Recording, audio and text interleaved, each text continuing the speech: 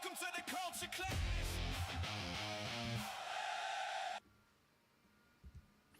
Hello, everybody. Welcome to the Culture Clash on the Pryce Podcast. Excited for everybody to be here. Welcome back. And tonight we're doing a deep dive into one of the most controversial, decisive, and high stakes cultural battles of our time: transgenderism, or the Transgender Revolution. We're going to examine the medical realities, the rapid cultural and institutional capture, and the profound clash this ideology creates with biological truth, parental rights, child safeguarding, women's spaces, and biological anthropology. If I said that right. If I didn't, sorry. No slogans, no team jerseys, just history, data, nuances, hard questions, and honest implications for 2026 and beyond. So let's start where it all started. How did we get here and so fast? Well, for decades, gender dysphoria, the persistent distress of one's own biological sex, was understood as a rare psychological condition. Fair. Estimates in the 1970s through early 2000s put prevalence roughly about 1 in 10,000 to 1 in 30,000 for males and far lower for females. It was treated primarily with psychotherapy aimed at addressing underlying causes: trauma, autism spectrum traits, same-sex attraction, in some cases, family dynamics, or mental health like depression and anxiety. Dissidence rates, meaning children growing out of dysphoria naturally, were high, often 60 to 90% by puberty or adulthood in older longitudinal studies. Then came a seismic shift in the 2010s, especially after DSM-5 softened diagnostic criteria and activist organizations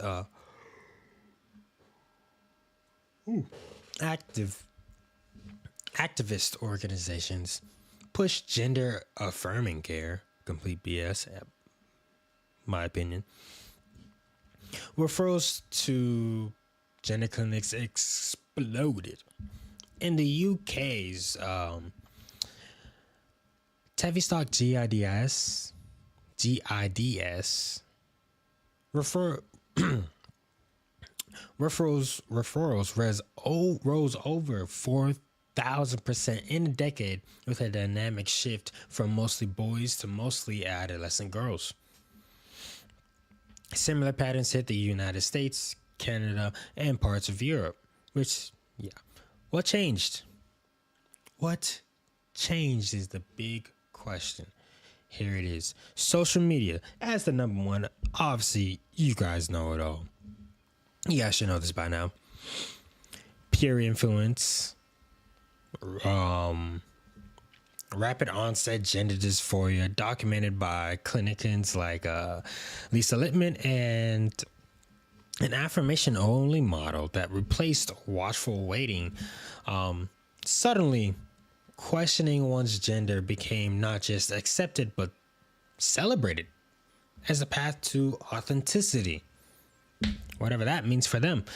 Schools, counselors, and online communities began socially transitioning kids.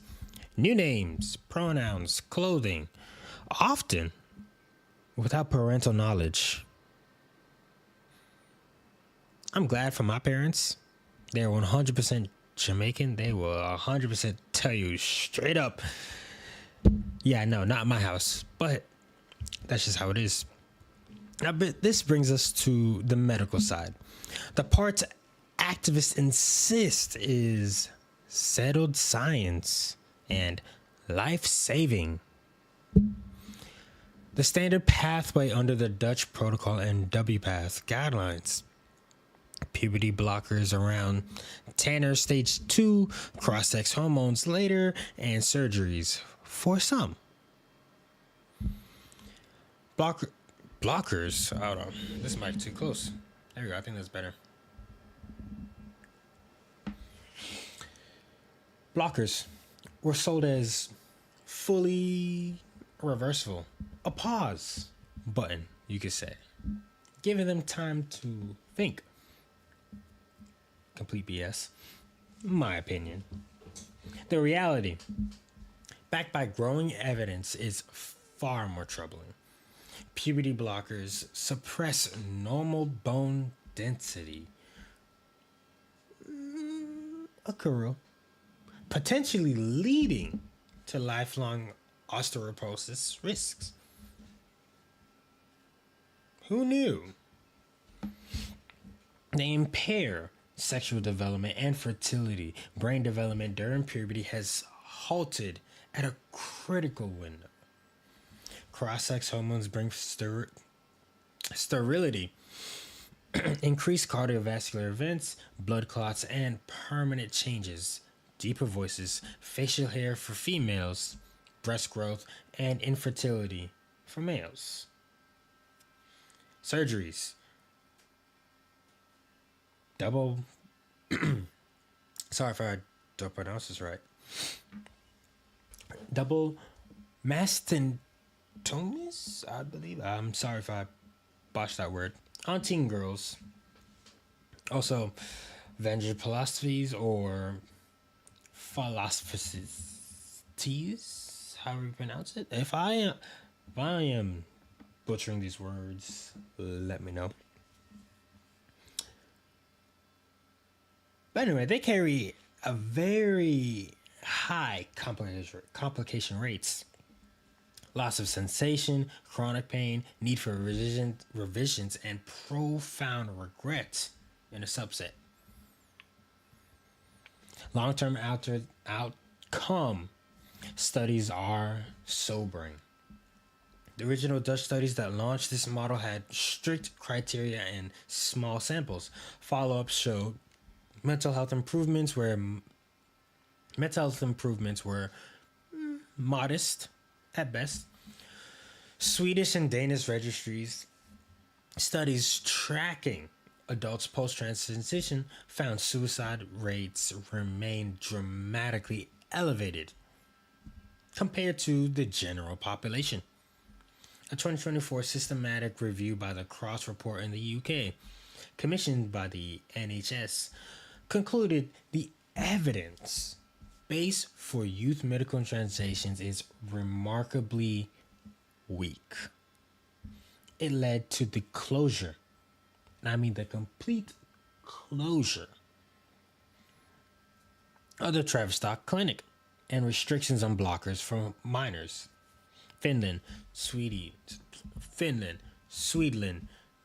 Norway, and England have all pivoted toward caution, prioritizing mental health therapy over immediate affirmation. Yet, in parts of the U.S., some states and providers will still follow the aggressive model, sometimes with laws shielding schools or doctors from parental oversight. Imagine that. Imagine. Now, let's address the cultural capture, you would say. This isn't just medicine. It's ideology that has swept through institutions. Corporations rebranding pride campaigns. Sports governing bodies allowed biological males in female categories, erasing records and safety. Think Leah Thompson swimming. What was his name? Rick Elliott or something? Or rugby and boxing cases where women suffered injuries. President's House male offenders identifying as women leading to assaults. There's a lot of cases about this where they raped the female prisoners. Women's shelters and changing rooms face self-ID policies that compromise privacy and safety. Language itself was policed. Birthing person. That was one of the ones I was confused about. Only women can give birth. Chest feeder are people with uteruses, which is woman. Dissenting voices. Scientists, feminists like Kathleen Stock or Martina Navratilova. I botched that name. 100%. I did botch it. But anyway, even left-leaning journalists were canceled, deplatformed, or labeled as bigots. The clash with women's rights is glaring. Many second-wave feminists who fought for sex-based protections now find themselves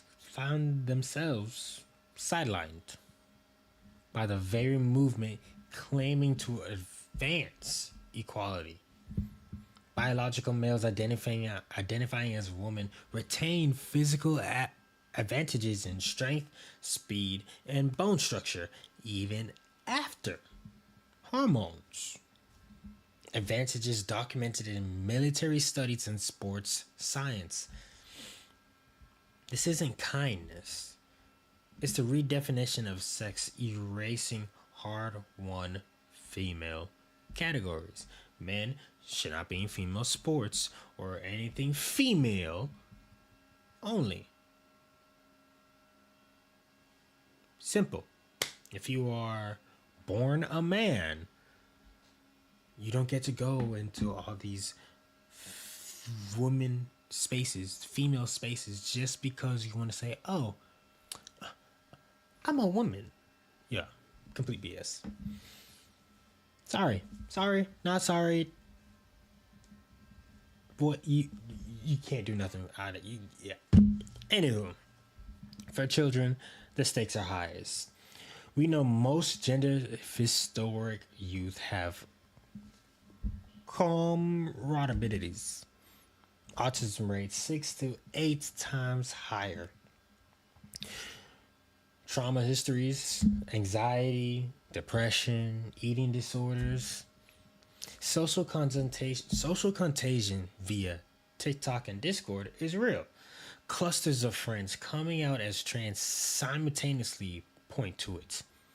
Explanatory theory, allowing kids to examine why they feel this way without immediate transition, is smeared as conversion therapy and banned in many places, which I don't understand that personally.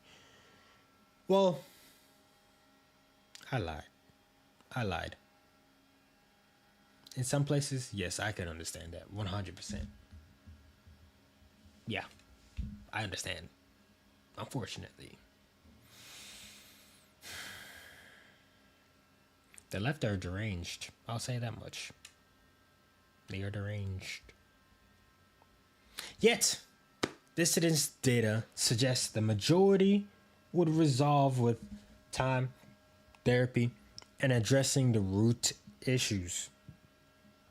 Detransitioner Chloe Cole, who transitions as a teen and later sued, describes social pressure, rush care, and lifelong consequences, infertility, sexual dysfunction, and chest scars. Their stories are dismissed as antidotes, but the pattern is growing. They ain't the only one. Philosophy and spiritually, this revolution collides head on with reality and faith. Biology is not bigotry. Human sex is binary and immutable in 99.98% of cases, determined by gametes, chromosomes, reproductive anatomy. I mean, that's probably the most, how do you say it? The biggest one of all. I mean, yeah. That's how you reproduce. If you're born with the penis, you're a male. If you're born with a vagina, you're a female. 100%. Boom. Right then and there. What can I tell you? The same thing over and over again. Disorders of sexual development are developmental variations and not spectrum proving endless genders. I need to get a mount for this. Get rid of the stand. But what am I to say? Scripture is very clear. Okay? Genesis 1:27. Male and female, he created them. And for all those people, those trans, the churches that accept them, and try to use the Bible as out of context, you guys are wrong. You'll be shown wrong. And when Jesus comes back, I'm not going to say I told you so, but I told you so. I told you so, 100%. Anybody who uses the Bible to justify their perverted ways that were retarded, I'll say, retarded ways are completely wrong. And they're about to find out why. Anywho, the body is not a mistake to be chemically or surgically altered to match feelings. Our culture has embraced Gnostic dualism, spirit, soul trapped in the wrong body, over the Christian view of embodied unity. Love does not mean affirming delusion. And that's one thing that is wrong. So I'm going to go off on a tangent for real quick. Love. Love does not mean being kind all the time. Love does not mean... How do you say this? Not just kind. How do you say this now? Love is God. God is love. That's basic meaning. But for you guys, one, love does not mean affirming their delusion. Love really means caring for the person. If you care for somebody, and I mean truly care for somebody, you're going to tell them what's up. You're going to tell them, hey, man, love you, brother. That was stupid. Completely stupid. I'll be honest with you. That's love. Even when it hurts, it's still love. It means speaking truth with compassion while protecting the vulnerable. What do you guys think? Let me know down in the comments. True compassion offers mental health supports, not experimental interventions with unknown long-term effects.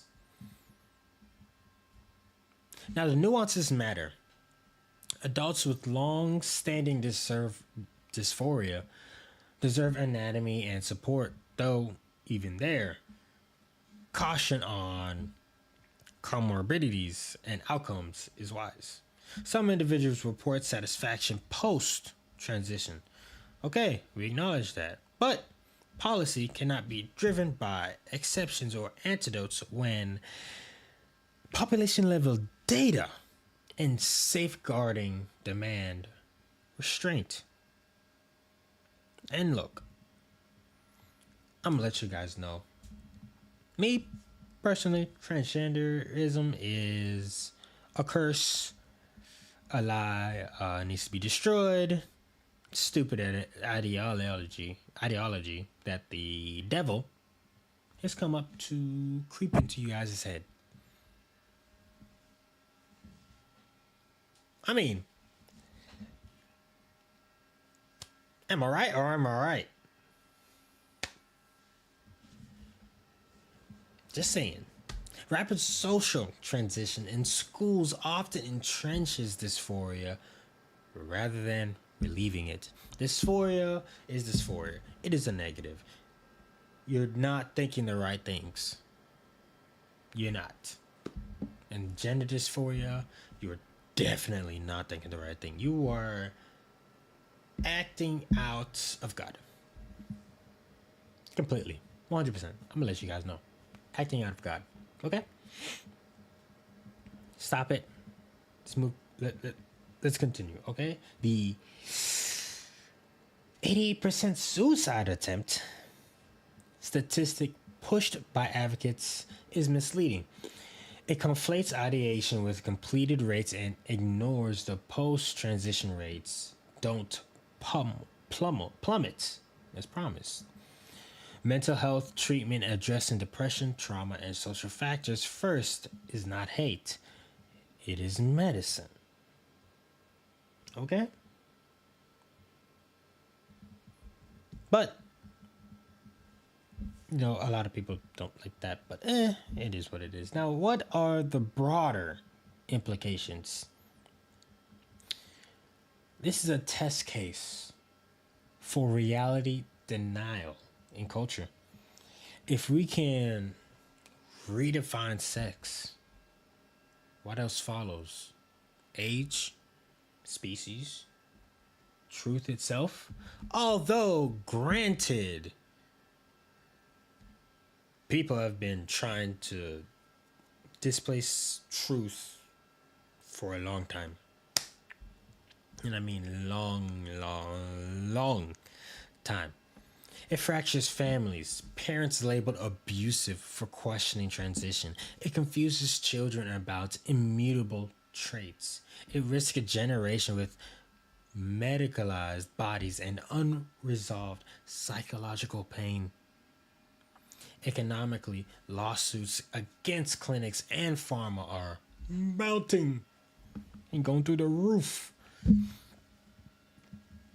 Politically, parental backlash is growing across party lines. Whether you're a Democrat, Republican, Independent, doesn't really matter.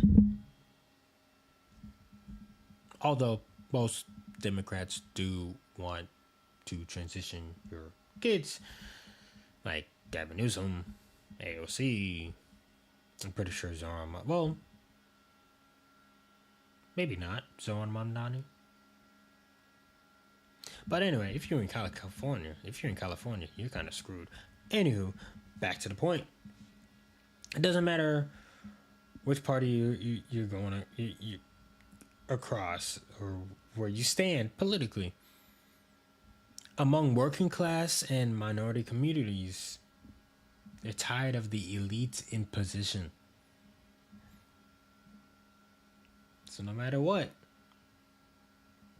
hey, I'm going to let you know, as human beings. Now, for me personally, I'm not a parent yet. Still trying to find a wife. But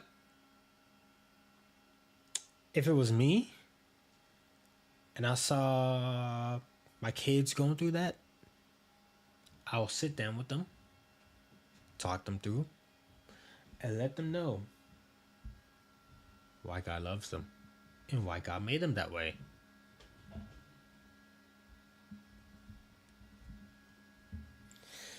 Now, looking forward in 2026, Europe's caution should inform U.S. policy.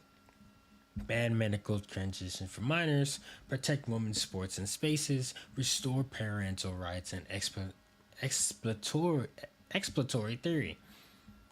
Republicans, you hear me now, right? Just saying. Promote resilience, same-sex role models, and limits on social media for youth. Pretty simple steps, if you ask me. For the church, offer truth wrapped in grace. Walk with those struggling same-sex attracted youth, autistic kids, trauma survivors without compromise. So, accept the people in the community, but do not conform to the community. Romans, or is it Hebrews? I am always confused with this. Romans 2. Be not transformed by the world, but do not conform to the world, but be transformed by the renewing of your mind, so that ye may prove the good and holy and acceptable will of God. Just saying. So, you talk to the trans, you talk to the LGBTQ, talk to them, and tell them, hey, God is something much bigger than this for you. Have you ever tried asking him?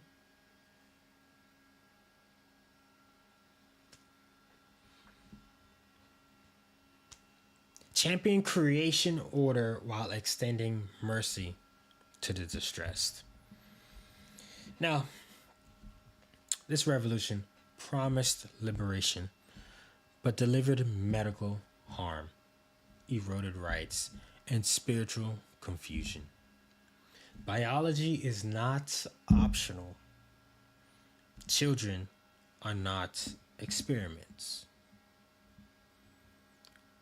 Women's categories matter. Truth is not bigotry.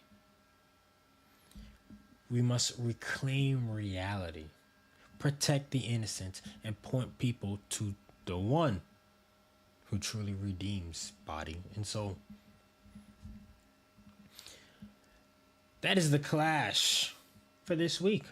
Next week, we got something much bigger for you guys. Let me find out what that is real quick. But history will judge how we respond. Thanks for joining in on this deep dive on transgenderism. Let me see if I can find I know I posted it on PryceMedia.com. Go there right now. Join the Discord. We have a lot of stuff going on. Discord is still, continuing. But we have a lot of stuff going on. Really excited for what will be there and how we'll get there. And yeah, it's exciting, and definitely join. If this resonated, share it. Support the podcast on PryceMedia.com. Next week, we'll be talking about DEI and corporate wokeness, from virtue signaling to massive legal liability. That's something I'm excited for, so stay tuned. But until next time, stand firm, speak truth over trends, and keep seeking the kingdom. God bless. This has been the Culture Clash on the Pryce Podcast. I'll see you in the next one. Peace.